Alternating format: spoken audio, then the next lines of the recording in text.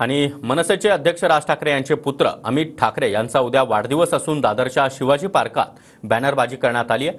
तरुण हृदय सम्राट अमित ठाकरे असा या बॅनरवर उल्लेख करण्यात आला आहे आणि याचाच आढावा घेतला आमच्या प्रतिनिधींनी। पाहूया।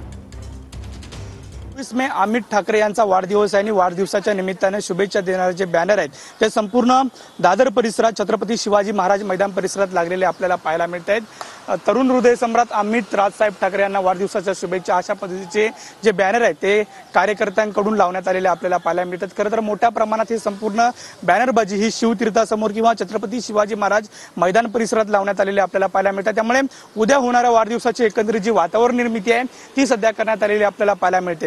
एकंदरीत जर पाहायला गेलं तर मनसेसाठी हे वर्ष खूप महत्त्वाचं होतं। गेल्याच लोकसभेत जर आपण पाहायला गेलं तर मनसेने राज ठाकरे यांनी एकंदरीत महायुतीला बिनशर्त पाठिंबा दिलेला होता आणि आगामी सुद्धा निवडणुका येतात त्यामध्ये मनसेची भूमिका सुद्धा आपल्याला पाहणं महत्त्वाचं ठरणार आहे। मात्र मनसेसाठी आणि अमित ठाकरेंसाठी हे वर्ष महत्त्वाचं असणार आहे, कारण अमित ठाकरे पुन्हा एकदा राजकारणात कोणती निवडणूक लढवणार का, प्रत्यक्षपणे राजकारणात एंट्री करणार का, हे पाहणं महत्त्वाचं ठरणार आहे। उद्या जाहीरपणे शिवतीर्थावरती अमित ठाकरे संपूर्ण कार्यकर्त्यांच्या ज्या शुभेच्छा आहेत त्या सुद्धा स्वीकारणार आहेत। अमित शिकवणसह नंदकिशोर गावडे, TV9 मराठी, मुंबई।